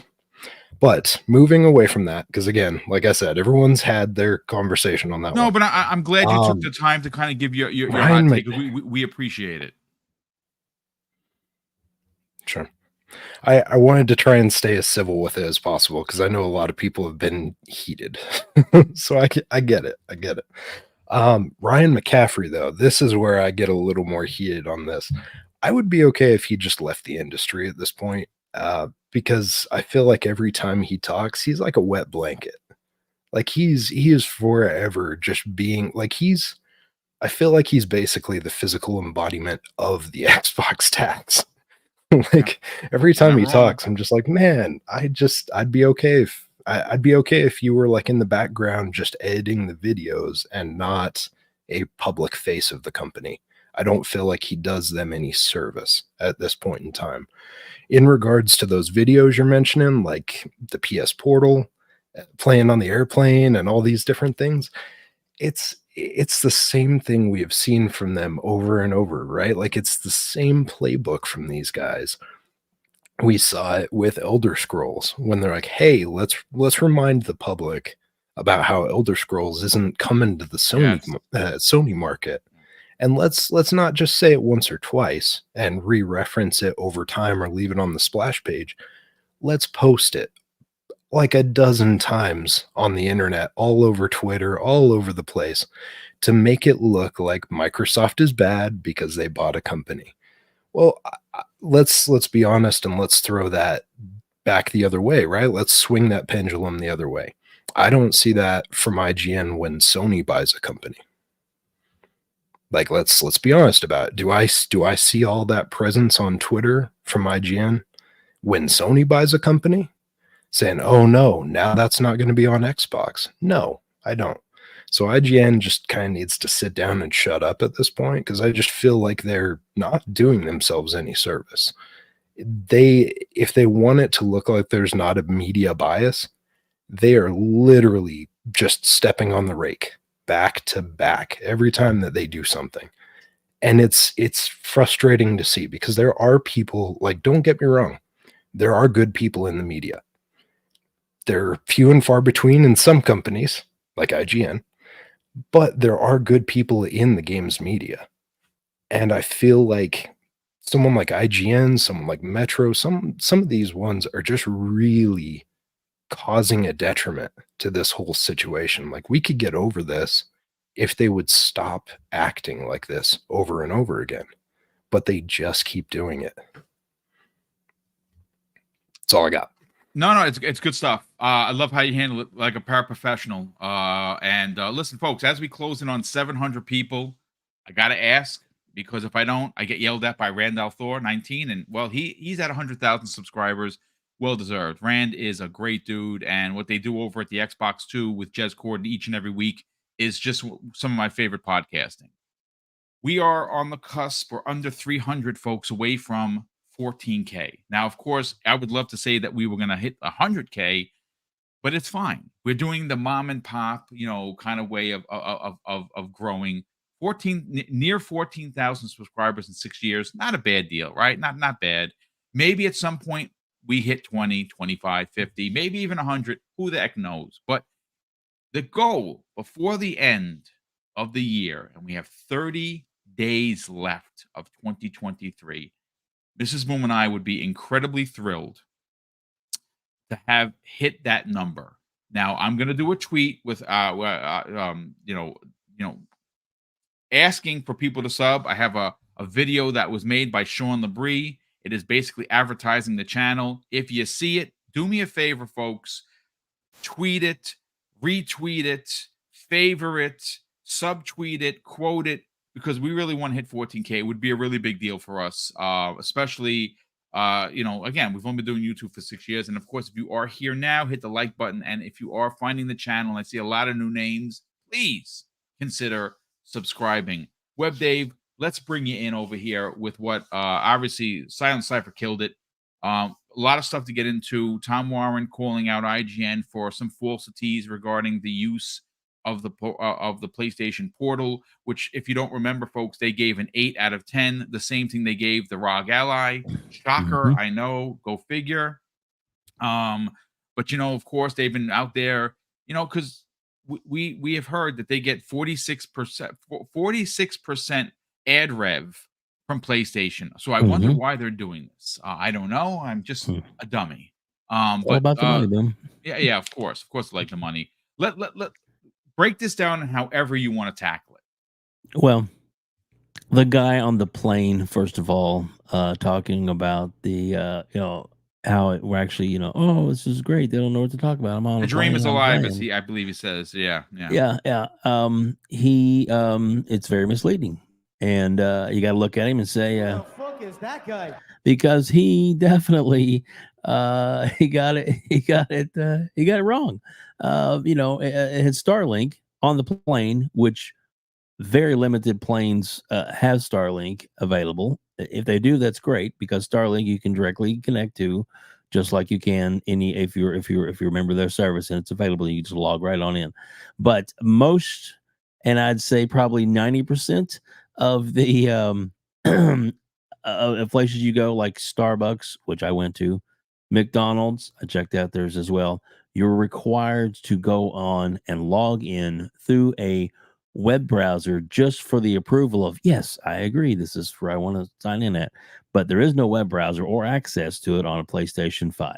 So you cannot connect that way. Now, if you made, I own one, all disclosure, and for what I use it out here around the house, because it's in my home and I use it here when my wife is watching the TV, watching another program, and I still want to be in the room and, I don't be social with my family, then I will play it there if I want to, but I have the option to do so. But yeah, that's the kind of thing that I think is, they just keep trying to, and they're placating to Sony fanboys, and they're trying to incorporate the quote unquote average gamer into their fodder, because, well, if the average gamer has a PlayStation, because there are more consoles sold right now than the Xbox Series X for now, and but there's not any games coming out. but that's okay. So, so if they have, if they're that's where their money is right now because they're getting the revenue, excuse me, from the ads that they put out there on that. So that's why they're pushing those articles. Now, over time, as Microsoft will continue to grow and dominate the market, that will change, but it's going to take time. It's not going to be overnight, but it will happen. So the saddest part about it is they are trying their best to, in their eyes, they think they're staying biased, and they're like, oh, these any kind of saying that we're against one or against the other is not true. And I don't want to beat a dead horse. There's a lot of people that are in the know, in the system, and they're real close to the source, and they believe that that they're being persecuted themselves, like Destin. And I don't think he was being persecuted. I think that it was basically he works for that company. That's where his bread and butter is. That's where he makes his most money. No matter that he has his own channel, he's still going to make money more through working through his work through IGN. And I get that. But that was it handled badly on his part? Yes, and that's all I'll say on that because that's him. But I still listen to him. I still have subscribed to him. I'm not gonna not subscribe to him just because of this. Everybody has their moments, but the biggest thing is that everybody has a point of view. Everybody does, and one of the reasons why I started following you, Boom, was because you tell it like it is, and you're more open. When I first started, doing the work from home in the pandemic, I was like, what did I go to first? I went to like IGN, and then I started listening to what they were putting down. I was like, it just didn't click with me. It wouldn't resonate with me, and that's why I looked for other resources and found you, and Randall Thor, and Dealer, and Colt, and all these other amazing, and now such amazing people like Dirk Griggity, which brings humor to the situation. And yeah, he's fun. That dude is awesome. I love Dirk. Great. Possibilities out there to get your sources and your information from, and it's not always going to be this way. I think that over time it's going to be more balanced, and maybe eventually it may tip the other way. We'll just have to kind of see. Look, no matter what, the big picture is we want Sony and Nintendo to be in a good position and be strong because it makes Microsoft have to continue working hard like they are now. If they weren't dominating the market, Microsoft wouldn't have to work as hard for our dollar as they do now. And because of that, we're getting such great value, and it's going to be continued value and growth from Microsoft because they realized, and Phil realizes, he's got to earn our money and earn our trust. And I believe they're going out of their way to make that happen. Very true. And a fantastic point of view, brother. I know that real quick, I want to just give a shout out to, let's see, where was it? Pragmatic Eagle, who's out there. He said, LOL. Let's see, I lost it over here. Pragmatic. Someone said that these are mistakes, and as he should, Pragmatic Eagle calls them out and says mistakes. Ignorant is ignorant, meaning IGN. And yes, they know what they're doing. These aren't mistakes, folks. They are purposely doing this for engagement. And instead of writing good stories, and I'm not saying puff pieces, they should be kissing Xbox's ass. No one is suggesting that. But I mean, just look, no matter how well Xbox seems to do, they're one of the first to write something negative. And when Sony is shitting the bed, it's like, no, Sony's doing okay. Sony is not doing okay. They are having one of their worst years in their company's platform history. But you don't see, I'm not saying you should write a doom and gloom article. What you should be writing an article, the headline is what's going on at PlayStation. And if you want me to, to get you to Cliff Notes, I'll be more than happy to email you that so you don't have to do the work yourself, because it's a long laundry list. It's coming. Come on. But real quick, let me catch up on some of the super chats, and then we'll bring Fuzzy Belvedere to get his hot take on here. We have, first of all, Jimbo Jangles, a very good friend, all the way from the other side of the country. He's in Colorado, folks, and hopefully you're getting some snow there, because Jez Corden just tweeted there's some snow.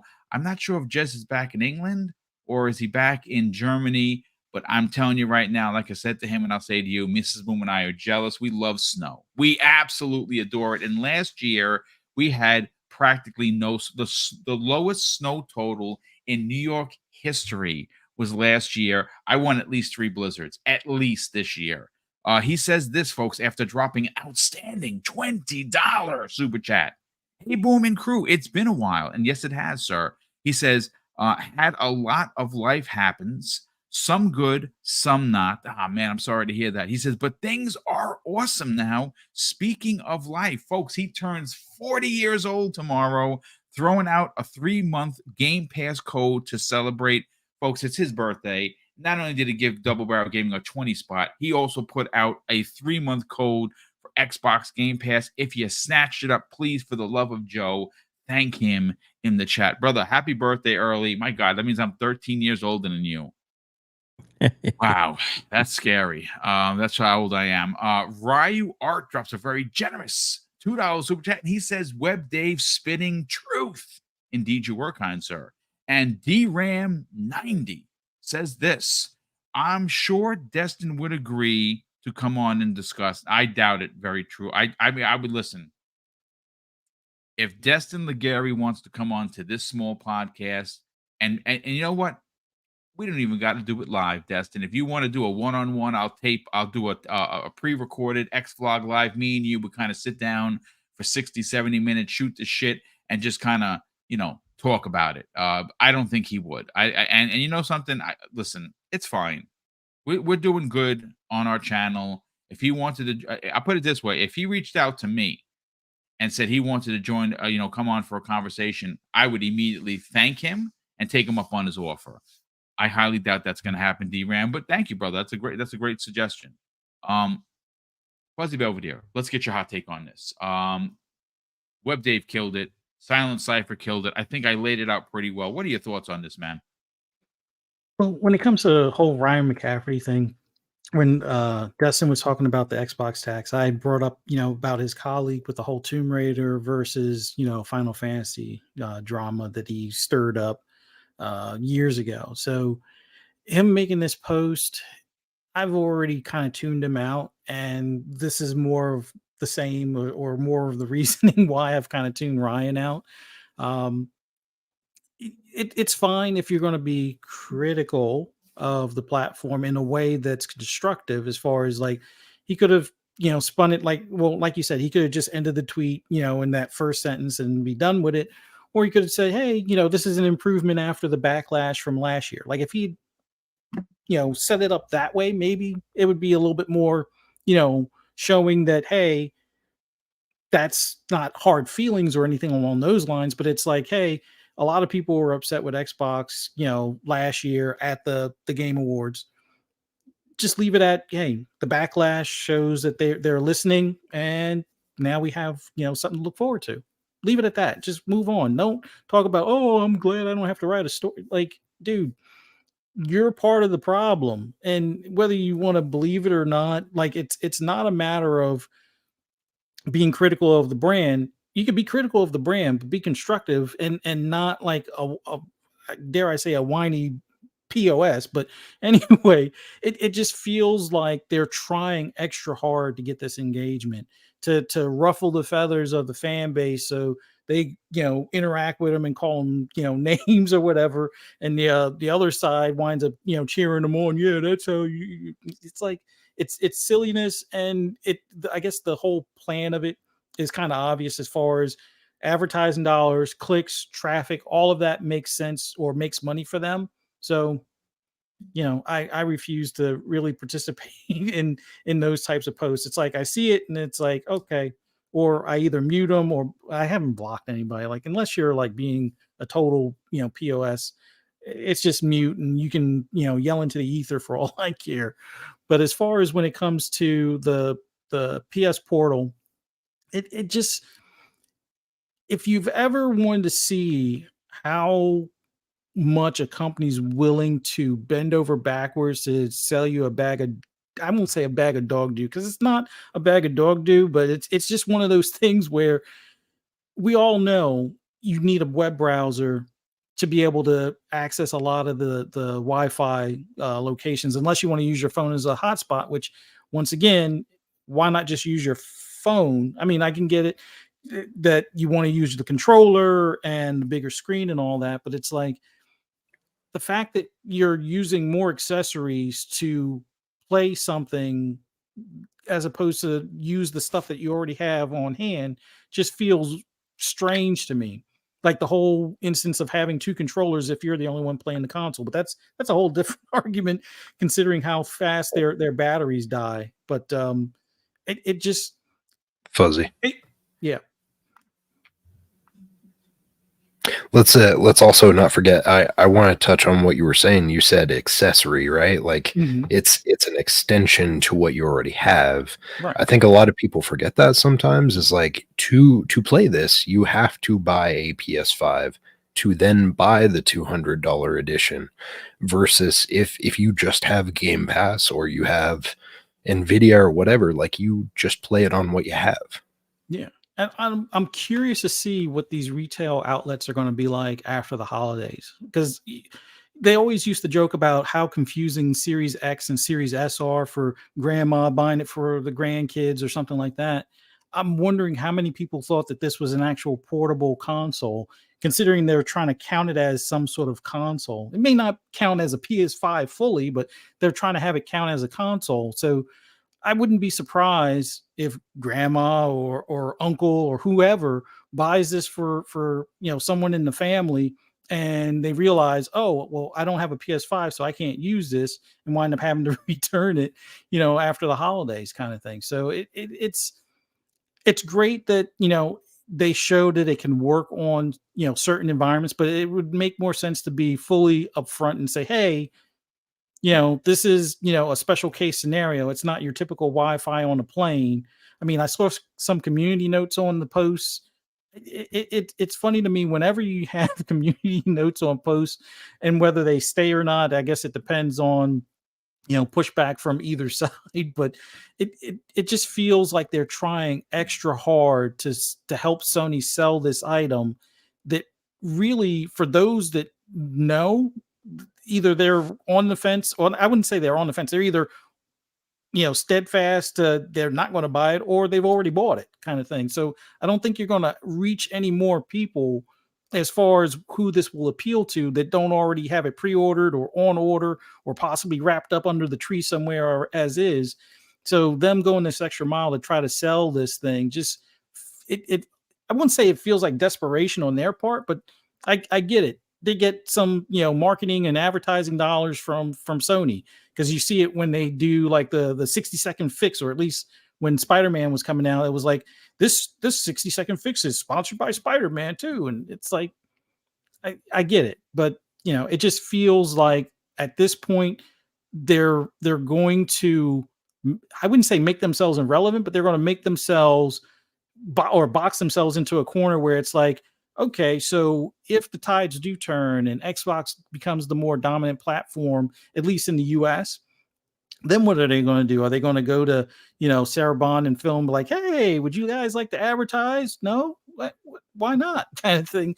And we'll see how that pans out. But I just feel like at this point, IGN, they've been dead to me for years now, just because of the shenanigans that they pull. I mean, Destin, other than kind of open up Pandora's box with the whole Xbox tax thing, he seems probably one of the most genuine from the what is it, Unlocked podcast type of thing. But the rest of the staff just feel like, well, let's say we have a group of PlayStation owners that happen to have an Xbox and put a podcast together. That's what it kind of feels like to me. But that I've rambled enough. I'm sorry. Oh, that's what this is. This is a conversational podcast, and man, we've had one heck of a podcast today. Obviously, we talked about Stalker 2. We talked about Grand Theft Auto. We talked about IGN plus PlayStation 5 and IGN versus Xbox, which that's what it seems like. But look, at the end of the day, folks, first of all, real quick, a shout out to Highlander 001, who once again shows his generosity by donating 5 Double Barrel Gaming subscription. Thank you, brother. That's incredibly kind of you. And of course, I saw some thank you. So if you did get one of the memberships, please consider staying on, of course. And after that, I mean, even before that, say thank you to Highlander 001, who again shows his generosity as he always does. But look, this has been great. I had a great way. This is a great way to start your Friday. Hopefully you liked it enough to hit the like button. Hopefully you enjoyed the RoboCop footage. This game is one of my biggest surprises of the year. I don't know if you got it, you don't have it. I have a feeling it's going to show up in Game Pass at some point next year, but this game is so good that it's worth every penny of a purchase. And even more so if you didn't pick it up, because the same company made this that did the Terminator game. The Terminator game was dope. It was really good. I think I got almost all the achievements on it, and they re-released it with some extra footage. And I think there's another 1,000 to get. I'm going to probably play that over the holiday, which is dope because that Terminator game was awesome. But listen, let's get to the outros, folks. We'll get you on out of here. A big thank you to all of the super chats, the new channel members, and the channel members that have stayed on that can help support the channel, that allow us to do the big giveaways. And of course, we'll start first with Silent Cypher. By all means, brother, you are now part of Breakfast with Boom. So you show up when you want, and when you can't, okay, but you're in the DM. So just check that out. And you're also a mod on this particular podcast. So obviously, if you see any shenanigans, and let's say, for instance, the keen-eyed Lethal Papa, who misses nothing, carries a very big band stick and walks silently like a ninja, you can just do your thing. Say your brand, brother. Talk about the Xbox International Podcast, and more importantly, where can people reach out to you on social media? Well, first, Boom, thank you so much for having me. Thank you for leveling me up. I saw the moderator tool pop up. I was like, oh, cool. Right on. I'm one of the big boys now. But yeah, thank you so much for having me. It's been a blast as always. Honored to be hanging out with you guys every other Friday. I wish it were every Friday, but my work isn't too keen on giving me every brother. Friday That's off. okay. Every other Friday is great, man. Whenever you have the time. But yeah, so of course you can find me on Wednesdays at XBI, Xbox International Podcast at 7 p.m. Eastern Standard Time. You can find me all over the social media being messy. I feel like that's been a reoccurring theme recently, and I've been having fun playing in that sandbox because honestly, like there's some interesting hot takes out there in the market right now, and social media is a little wild. But yeah, you find me there, find me on Xbox, everywhere as Silent Cypher. Hopefully I'll be getting back to doing some TikTok stuff here soon. I think I'm going to be hopefully doing some stuff going over the holidays, maybe while I've got some downtime, try and work on some new projects and get some things up and running. But yeah, chat, thank you so much. You guys have been going wild today. It was awesome to see so many familiar faces and so many new faces. And Dave and Fuzzy, thank you for tolerating my shenanigans as well as you, Mr. Boom. I appreciate it, and I look forward to seeing you guys here soon. Well, listen, it's great to have you a part of the show on a regular basis every other Friday. And of course, thank you so much for jumping in. We definitely appreciate that. Web Dave, sell your brand. But before we sell your brand, Gamer by Choice drops an outstanding $5 super chat and says, I love the takes of the panel, but honestly, why do we ask for more integrity from the gaming media than we have in our normal media? Bias, influence, news now. Yeah, I mean, it's true. We have media all over the place. And I think why we ask for it is because IGN, or at least one of the many problems of the industry, are consistently telling us that they give it to us, and we know that they're straight up lying. And it was some just recent events that prove that they are more important. They are more concerned with engagement than actual community interaction, and it makes them shameful. And that's why I don't follow them, and they can, SAD, if you will. Web Dave, Sell your brand, brother. Talk about the best place for anything and everything when you're talking about one-on-one conversations. You basically have interviewed everybody in the industry. So and they're always really amazing because you do get the nitty-gritty behind the scenes stuff that you normally wouldn't get in a regular podcast. And you also have a show each and every Sunday with Retri, who is a host of Game Pass Daily. Talk about it, brother. Sell the brand. Well, I just dropped it in the link in the description, or it's in the chat. I can't talk today. So thanks, Boom, for having me on. I got an interview that I did with K Mega is up, and it's really, really good. And then I've got a few more in the works. They spatter out a little bit through the holidays because it's harder to get people to commit to an interview this time of year. But I will be, and I'll continue to work toward getting interviews and get as many as I can on. But we do have the show, the Gamers Council, and all I can say is do not miss this Sunday's episode. 6 p.m. Central Standard Time, 7 p.m. Eastern Standard Time, as we have the host, both of them, Dirk Griggity and Sean, together from TTS. Wow. And their show's like later on today, and then they're both going to be on there together. Sean's hard to get because he works in the UK, but he was like, I got a day off, and if you know, his accent's so thick. So it's gonna be a great show. You definitely do not want to miss us. They're gonna be TTS and all over the place, and we're gonna have a lot of fun. Me and Retri are excited for that. So and thanks again, Boom, for giving us the opportunity to be on here, speak your bars, and to be a part of your amazing community, which everybody needs to subscribe to. And please hit the like button for Boom, or as Dirt would say, hit the like button. Anyway, the button. Yeah, there you go. Yeah, we love Dirt. I popped by his solo cast the other day, and he was, Dirt does what Dirt does, and he does. Great. What's the over there, brother? Sell your brand, because obviously we know that you are Racer Extreme #1. Your YouTube channel is just about to hit the halfway mark of 500. Love to get you to 1,000. Talk about where people could help you get to that 500, and then of course move on to the 1,000. And of course, where could people reach out to you on social media if they want to strike up a conversation? As always, just want to thank you for having me on. Always awesome being on here with you guys. Welcome aboard, Silent Cypher. Great to have you here for Breakfast with Boom. Always love being here with Web Dave and Boom as well. So this is going to be going forward. This is going to be a good Friday morning every Friday. So yeah, be prepared, people. We're going to have some awesome takes for everything coming forward. And Game Awards next week, whether you watch them or not, just know that Xbox is going to be showing up. So for those that want to hear my rambles and rants on anything gaming related, just follow me on Twitter, on X, formerly known as Twitter, at @fuzzy_Belvedere. You can also find me on Xbox Ultimate later on tonight on Fun Speculations channel at 10 p.m. Eastern Standard Time. And then on Saturday, 8 p.m. Eastern Standard Time on PTK Blam's channel for the Shop Podcast with him and Pong Soul and myself. And then Monday, I hope to have everybody back here at 12 noon for Xbox Lunch Break Special. Look forward to seeing you guys in the chat. Thanks again.